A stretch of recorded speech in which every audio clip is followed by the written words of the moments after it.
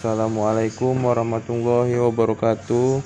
Perkenalkan, kami dari kelompok 1 ingin menyampaikan slide kami yang berjudul Fauna Tanah yang beranggotakan berikut.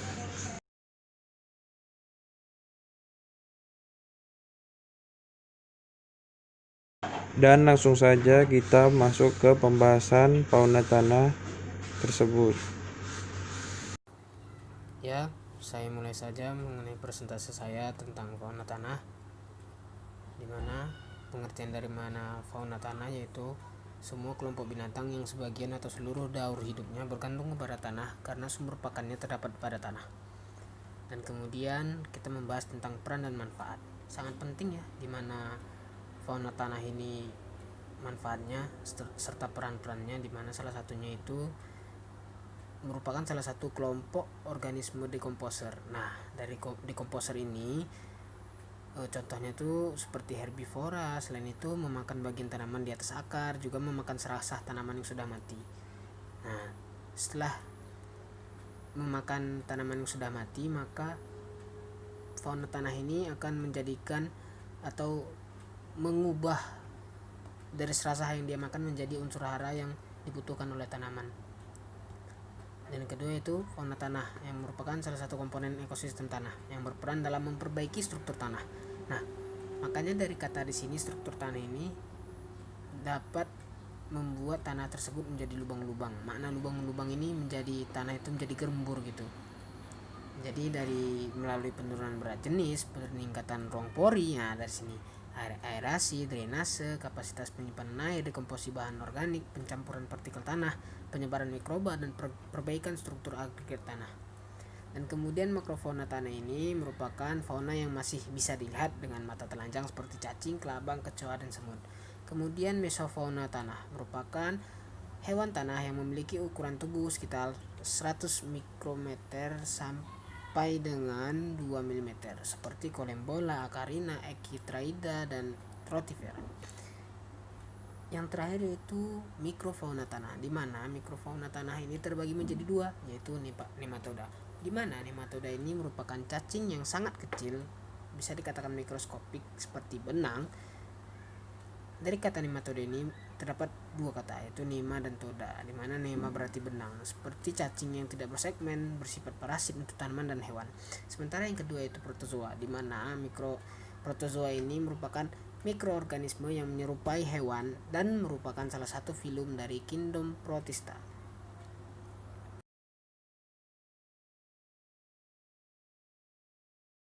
Cyanobacteria. Alga hijau biru merupakan organisme uniseluler dan multiseluler yang bersifat prokariotik serta memiliki klorofil dan vicocyanin. Alga uniseluler ada yang hidup soliter dan ada yang berbentuk koloni, sedangkan yang multiseluler pada umumnya berbentuk benang. Ciri-ciri alga hijau biru. Yang pertama, bersifat prokariotik. Yang kedua, klorofil berada di dalam membran tilakoid. Inti tidak diselubungi oleh membran. Dinding sel berada di antara plasma, lemma, dan selubung. Beberapa cyanobacteria yang berkoloni dengan bentuk filamen memiliki heterosista dan spora istirahat. Bentuk organisme ini dapat uniseluler, koloni, atau filamen. Sel yang membentuk koloni adalah serupa, sedangkan bentuk filamen tersusun dari kumpulan sel yang berbentuk rantai, trikoma seperti tabung atau selubung. Dapat bergerak dengan gerakan meluncur dan tidak berflagela. Jenis-jenis cyanobacteria. Cyanobacteria terbagi menjadi 3, yaitu cyanobacteria bersel 1, cyanobacteria berkoloni, dan juga cyanobacteria benang. Cyanobacteria bersel 1 contohnya yaitu Crococcus, hidup di dasar kolam atau tembok yang basah. Contoh dari cyanobacteria berkoloni yaitu Spirulina sp, merupakan sumber makanan alternatif mendatang. Yang ketiga yaitu cyanobacteria benang. Contohnya yaitu oscillatoria, berbentuk benang yang tersusun atas sel-sel yang pipih rapat dan tidak diselubungi lendir. Peranan dari cyanobacteria. Cyanobacteria yaitu sebagai pengikat nitrogen bebas, contohnya Nostoc commune, Anabaina cicadae, dan Anabaina azulae. Cyanobacteria juga berperan sangat penting untuk menambah materi-materi organik ke dalam tanah. Spirulina mampu menghasilkan senyawa karbohidrat yang lumayan dan senyawa organik lain yang tinggi, yang diperlukan oleh manusia sebagai sumber pangan yang mengandung banyak sekali protein di dalamnya. Kerugian cyanobacteria. Beberapa spesies dari cyanobacteria memproduksi racun saraf atau neurotoksik seperti ular yang sangat berbahaya bagi hewan dan manusia. Jika terlalu banyak cyanobacteria menempel pada tembok bangunan, maka lama-kelamaan tembok rumah tersebut akan cepat mengalami keretakan. Cyanobacteria dapat hidup di lingkungan yang mengandung kadar fosfat dan nitrogen yang tinggi. Limbah industri biasanya mengandung kadar fosfat dan nitrogen tinggi, sehingga cyanobacteria dapat hidup berlimpah. Limpahan tersebut dapat menutupi permukaan perairan sehingga matahari dan oksigen yang dibutuhkan organisme lain dalam perairan berkurang.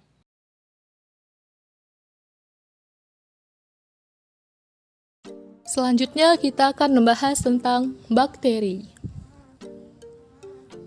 Pertama, kita akan membahas apa itu bakteri. Bakteri berasal dari kata bakterion yang artinya batang kecil. Bakteri merupakan organisme bersel satu atau uniseluler dan tidak memiliki membran inti atau prokariotik. Selanjutnya kita akan membahas ciri-ciri bakteri. Ciri-ciri bakteri yaitu dinding selnya tersusun atas asam amino dan gula yang disebut peptidoglikan. Tubuhnya berupa sel yang memiliki dinding sel, plasma, inti, dan organel sel, serta berdiameter 0,5 sampai 5 mikrometer. Struktur tubuh bakteri terdiri atas kapsul, dinding sel, membran plasma, sitoplasma, ribosom, plasmid, DNA, villi, dan flagel. Klasifikasi bakteri pertama yaitu berdasarkan bentuknya. Terbagi atas 3, yaitu bentuk kokus, bentuk basil, dan bentuk spiral. Klasifikasi kedua yaitu berdasarkan kebutuhan terhadap oksigen. Terbagi atas bakteri yang tidak membutuhkan oksigen atau udara yang disebut bakteri anaerob. Dan juga bakteri yang membutuhkan oksigen atau udara yang disebut bakteri aerob. Contoh bakteri aerob adalah bakteri nitrifikasi, sedangkan contoh bakteri anaerob adalah Micrococcus denitrificans.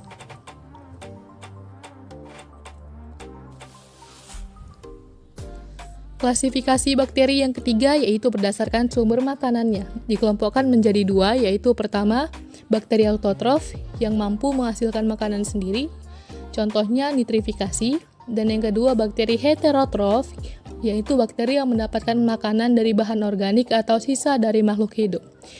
Bakteri autotrof berdasarkan sumber energinya terbagi atas bakteri fotoautotrof, yaitu bakteri yang membuat makanan sendiri dengan bantuan cahaya matahari.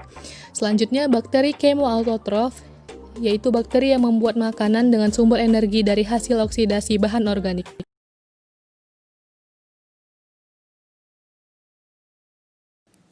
Selanjutnya, kita akan membahas tentang Actinomycetes. Actinomycetes adalah kelompok prokariotik bakteri gram-positif yang memiliki struktur berfilamen. Struktur filamen Actinomycetes menyerupai miselium jamur, yang terdiri dari jaringan yang sangat padat dan berfilamen. Karena struktur filamen dari Actinomycetes itu juga disebut sebagai bakteri untai atau rai. Dinding sel dan struktur internal Actinomycetes mirip dengan kelompok bakteri. Sebagian besar, ciri umum mirip bakteri daripada jamur. dan demikian ditempatkan dalam kelompok bakteri yang mencakup anggota seperti Mycobacterium, Corynebacterium, Streptomyces, dan Actinomyces. Ciri-ciri Actinomycetes. Pertama, ukuran Actinomycetes berdiameter 1 sampai dengan 2 mikromilimeter. Kedua, berbentuk batang dengan struktur berserabut dan bercabang. Ketiga, filamen mengandung asam fumarat. Keempat, sebagian besar spesies bersifat aerob, tetapi sedikit yang anaerob hingga aerob fakultatif. Kelima, dinding sel dan struktur dalam mirip dengan bakteri. Dinding sel Actinomycetes terdiri dari asam mikolik. Keenam, pertumbuhan atau reproduksi Actinomycetes lebih lambat dari bakteri dan jamur, dan karenanya juga disebut sebagai penanam lambat. Ketujuh, memiliki 60 sampai dengan 78% konten G plus C. 8. Paling banyak terdapat di tanah, yakni 106 sampai dengan 108 gram dan habitat laut. Kesembilan, biasanya non-motil, non-kapsul, dan non-asam cepat. Kesepuluh, pertumbuhan Actinomycetes optimal pada pH basah. Habitat dan pertumbuhan Actinomycetes. Actinomycetes ini memiliki habitat yang cukup luas, antara lain dapat ditemukan pada tanah, kompos, padang rumput, tanah hutan, sedimen, lumpur, dan pada daerah perakaran tanaman atau di perairan laut. Jumlah Actinomycetes ini meningkat dengan adanya kadar bahan organik, tipe tanah, karakteristik fisik, dan pH lingkungan. Pengelompokan Actinomycetes berdasarkan pada struktur hifa dan reproduksi. Pertama ada Streptomycetaceae, kedua Nosardiaceae, ketiga Micromonasporaceae, keempat Actinoplanaceae, kelima Dermatopilaceae, keenam Franchiaceae, dan yang ketujuh Actinomycetaceae. Fungsi Actinomycetes, yang pertama mendekomposisi bahan organik, kedua menghasilkan antibiotik yang dapat menghambat bahkan mematikan mikroba lainnya, khususnya yang patogen, ketiga mengikat struktur tanah liat sehingga dapat memperbaiki sifat fisik tanah, dan yang keempat dapat menghilangkan bau dengan zat-zat metabolik yang dikeluarkannya.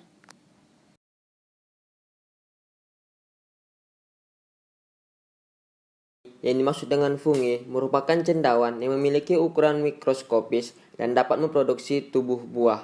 Contohnya adalah jamur tiram, shiitake yang dikenal sebagai jamur lezat dan bermanfaat medis. Yes atau kamir, cendawan yang terdiri dari satu sel tunggal uniseluler. Contohnya adalah Saccharomyces cerevisiae, sang ragi roti. Selanjutnya, fungsi dari yes atau kamir itu sama dengan jamur, yang membedakan adalah bentuk, ukuran, dan strukturnya. Adapun ciri-ciri jamur yaitu tidak memiliki klorofil seperti tumbuhan pada umumnya. Yang kedua merupakan uniseluler. Ada juga yang multiseluler. Jadi jamur yang multiseluler memiliki sel-sel memanjang berupa benang-benang hifa. Hifa bercabang membentuk miselium. Selanjutnya faktor yang mempengaruhi pertumbuhan dari fungi. Yang pertama substrat. Substrat merupakan sumber nutrien utama bagi fungi. Yang kedua, kelembapan. Faktor ini sangat penting untuk pertumbuhan fungi. Pada umumnya, fungi memiliki tingkat rendah seperti Rhizopus atau Mouchure yang memerlukan lingkungan dengan kelembapan nisbi 90%. Yang ketiga, derajat keasaman lingkungan. pH substrat sangat penting untuk pertumbuhan fungi karena enzim-enzim tertentu yang akan mengurai suatu substrat sesuai dengan aktivitas pada pH tertentu. Yang keempat, suhu. Berdasarkan kisaran suhu lingkungan yang baik untuk pertumbuhan, fungi dapat dikelompokkan sebagai fungi psikorofil, mesofil, dan termofil. Selanjutnya, cara memperoleh makanan. Pertama, secara saprofit, yaitu memperoleh makanan organik dari sisa organisme mati dan bahan tak hidup. Yang kedua, parasit, dengan cara memperoleh zat organik dari organisme hidup lainnya.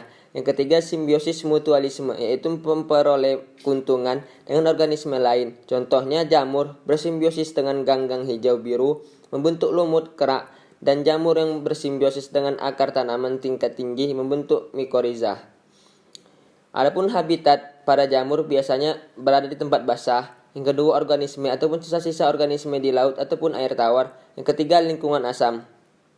Adapun reproduksi jamur secara aseksual, yang pertama, pembentukan kuncup atau tunas pada jamur uniseluler. Yang kedua, pembentukan benang hifa pada jamur uniseluler. Yang ketiga, pembentukan spora aseksual pada jamur multiseluler. Selanjutnya, spora aseksual berupa sporangispora, dihasilkan dari pembelahan mitosis sel dalam kotak spora. Selanjutnya, reproduksi seksual, pembentukan spora seksual yang dihasilkan secara singami atau penyatuan hifa yang berbeda jenis. Adapun klasifikasi jamur terdiri dari 4, yaitu Zygomicota, Ascomycota, Basidiomycota, dan yang terakhir Deuteromycota. Adapun Zygomicota yaitu hifa tak bersekat, alat reproduksi seksual, hifa berdiferensiasi membentuk spongarium. Yang keempat, habitat terestrial. Yang kelima, reproduksi aseksual. Selanjutnya, Ascomycota. Sebagian besar multiseluler, ada juga uniseluler. Yang kedua, alat reproduksinya aseksual.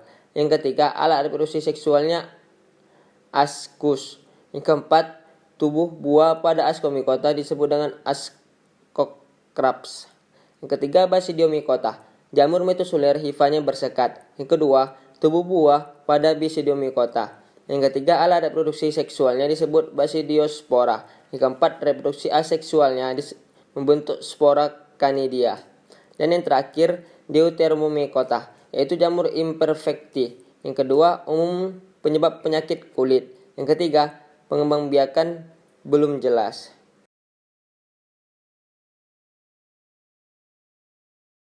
Alga atau ganggang termasuk dalam protista mirip tumbuhan. Disebut protista mirip tumbuhan karena alga merupakan organisme yang bersifat autotrof atau mampu berfotosintesis. Alga diklasifikasikan berdasarkan kandungan pigmen dominannya. Chlorophyta, alga hijau, memiliki pigmen dominan klorofil A dan klorofil B. Contohnya ada Ulva sp, Spirogyra. Phaeophyta, alga coklat, memiliki pigmen dominan ficosantin. Contohnya Macrocystis sp dan Laminaria sp. Rhodophyta, alga merah, memiliki pigmen dominan phycoerythrin. Contohnya Euchema spinosum dan Gracilaria sp. Chirosophyta, alga kuning, memiliki pigmen dominan karoten. Contohnya Navicula sp. Paucheria sp. dan Pyrrhophyta, alga api, memiliki pigmen dominan klorofil A dan klorofil C. Contohnya Noctiluca sp. dan Serratium sp.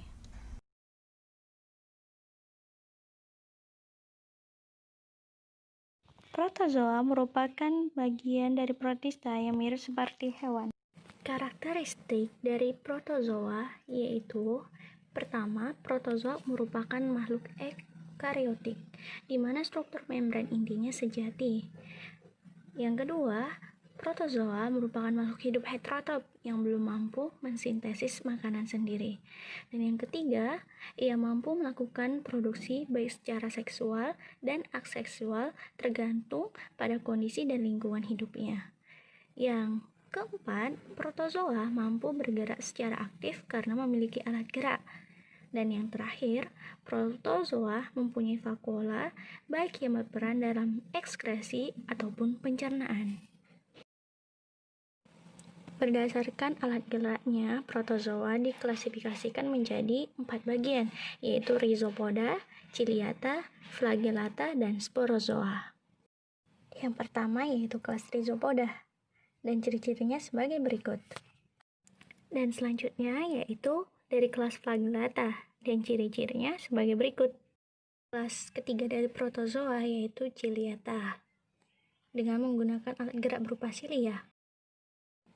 Dan yang terakhir yaitu kelas Sporozoa yang tidak memiliki alat gerak, dan ciri-cirinya sebagai berikut. Sistem pencernaan protozoa.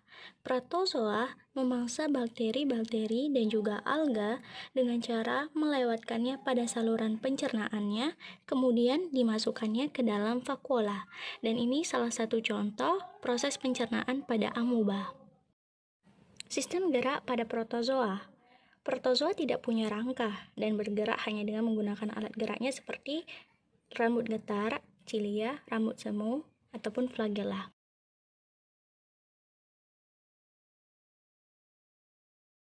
Pada protozoa, sistem sirkulasi dilakukan dengan cara melewatkan air pada porinya. Pada saat melewatkan air tersebut, maka bahan organik ataupun zat makanan dari si protozoa akan terangkut.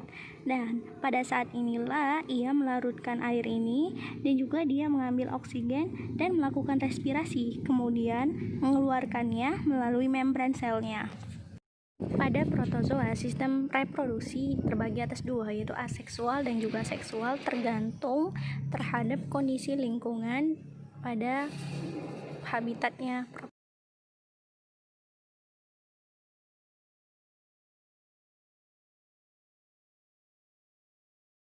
Baiklah, selanjutnya saya akan menjelaskan mengenai interaksi, di mana definisi dari interaksi adalah hubungan antara makhluk hidup yang satu dengan yang lainnya. Dan interaksi ini sebenarnya memiliki dua macam berdasarkan jenis organismenya, yaitu interaksi intraspesies, di mana interaksi intraspesies itu merupakan hubungan antara organisme yang berasal dari satu spesies. Sementara pada jenis yang kedua yaitu interaksi interspesies, di mana interspesies ini merupakan hubungan yang terjadi antara organisme yang berasal dari spesies yang berbeda. Selanjutnya, secara garis besar, interaksi intraspesies dan interspesies ini dapat dikelompokkan menjadi beberapa bentuk berdasarkan hubungan, yaitu yang pertama interaksi neutralisme, yang kedua interaksi pro-kooperasi, yang ketiga yaitu interaksi kompetisi, yang keempat interaksi komensalisme, yang kelima interaksi amensalisme, yang keenam interaksi parasitisme, yang ketujuh interaksi predator. Kali ini saya hanya menjelaskan mengenai interaksi neutralisme, di mana interaksi neutralisme ini merupakan hubungan antara makhluk hidup yang tidak saling menguntungkan dan tidak saling merugikan satu sama lain. Contohnya, interaksi antara kucing dan ayam di kebun. Contoh seperti ini sudah sering kita lihat ya. Selanjutnya, interaksi neutralisme lainnya seperti C. albus dan A. cinerea dalam jurnal yang saya baca sebesar 16,67% terjadi di hamparan lumpur. Hal ini dikatakan neutralisme, angka yang dihasilkan sangat rendah, yaitu sekitar 16,67%. Yang kedua yaitu interaksi neutralisme terjadi antara individu E. garzetta yang sedang mencari makan dengan Tersicornis melanocephalus dan P. falcinellus, di mana interaksi ini ditemukan di sawah. Hal ini disebabkan berkaitan dengan jenis makanan yang dikonsumsinya berbeda antara individu tersebut. Yang ketiga yaitu interaksi antara B. albis dan P. falcinellus dan A. speciosa pada lahan sawah yang termasuk interaksi neutralisme. Dikatakan neutralisme sebab tidak adanya kerjasama atau persaingan antara kedua jenis burung itu, di mana meskipun berbeda pada lokasi jenis makanan yang sama dan berdekatan, hal ini berkaitan dengan jenis dan ukuran mangsa yang dikonsumsi serta perilaku mencari makanan yang berbeda.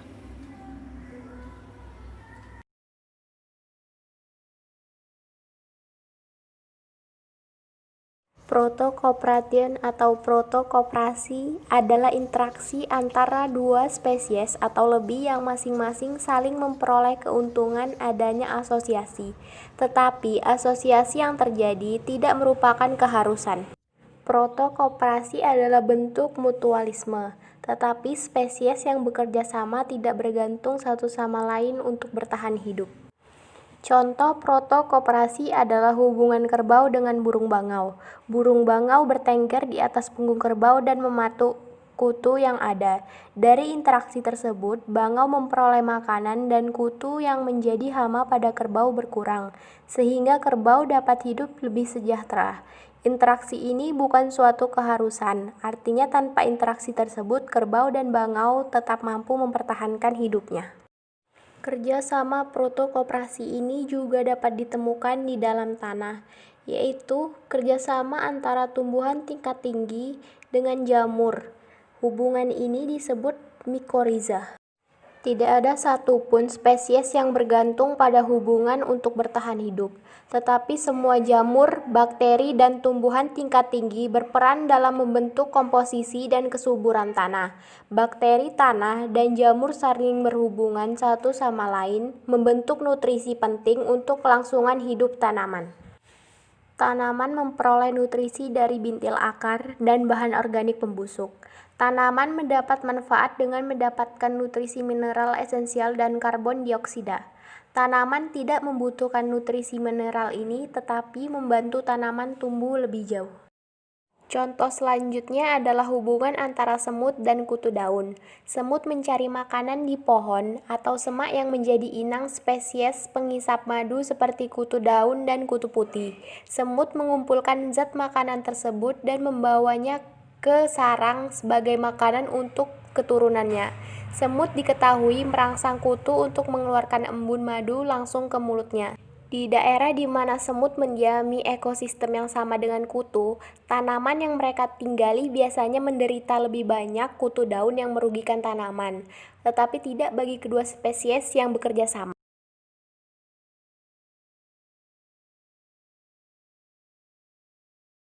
Kompetisi merupakan persaingan antar mikroorganisme dalam memperebutkan nutrisi dan ruang. Kompetisi terjadi karena adanya kebutuhan hidup yang sama atau dalam keadaan nutrien terbatas, menurut Winarni 2011. Pada kompetisi, ada hubungan antar dua populasi yang merugikan untuk tumbuh dan survive. Terjadi karena menggunakan sumber yang sama dan pada saat kondisi makanan sangat terbatas. Contohnya adalah protozoa Paramecium caudatum dengan Paramecium aurelia. Ini adalah contoh penampakan dari protozoa Paramecium caudatum dengan Paramecium aurelia. Jika ditumbuhkan sendiri-sendiri dengan suplai makanan yang cukup, kedua populasi dapat tumbuh konstan. Tetapi, jika ditumbuhkan bersama-sama pada awalnya tetap survive, tak ada yang menyerang atau mensekresi bahan toksik. Namun, pada saat kondisi jumlah makanan terbatas, maka mereka akan berkompetisi tumbuh lebih lambat.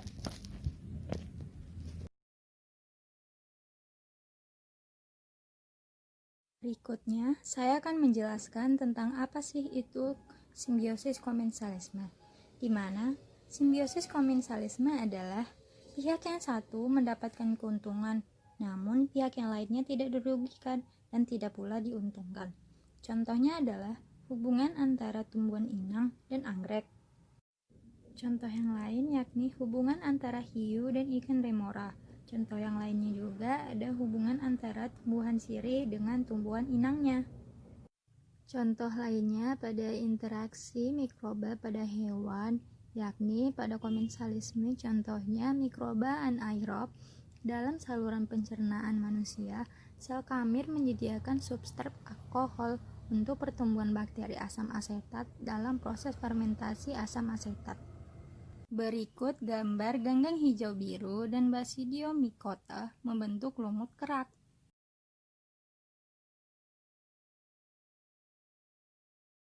Simbiosis amensalisme adalah hubungan dua makhluk hidup di mana pihak yang satu dirugikan, tapi pihak yang lainnya tidak mendapat keuntungan. Ini adalah contoh dari simbiosis amensalisme, yaitu tumbuhan pinus yang mengeluarkan zat aleopati sehingga mampu menghambat pertumbuhan yang ada di sekitar tanaman pinus tersebut, tetapi tanaman pinus tidak merasa diuntungkan atau dirugikan. namun merugikan tanaman di sekitarnya.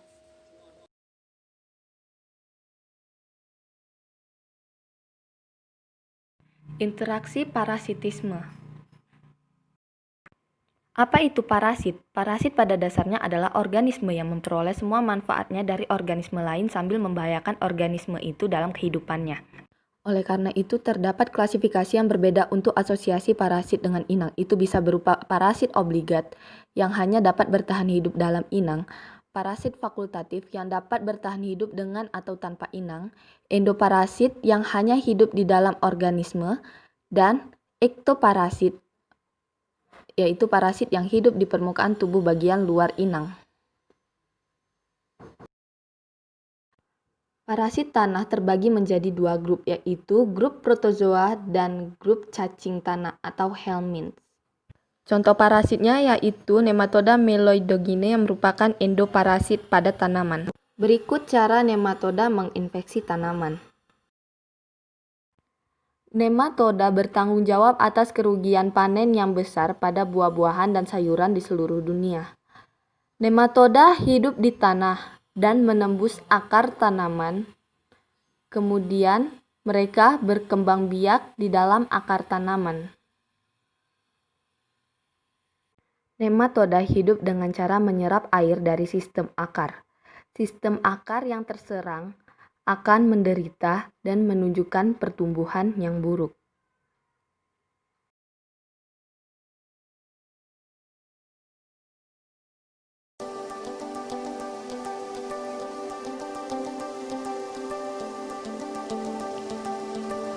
Predasi adalah suatu bentuk interaksi pemangsaan atau predator dengan mangsa. Contohnya, protozoa memangsa bakteri tanah. Protozoa menyerang nutrisi secara langsung dari tubuh organisme yang masih hidup. Protozoa tidak membunuh inangnya, namun mereka sangat merugikan inangnya. Contoh protozoa adalah amuba, euglena, paramecium, dan plasmodium.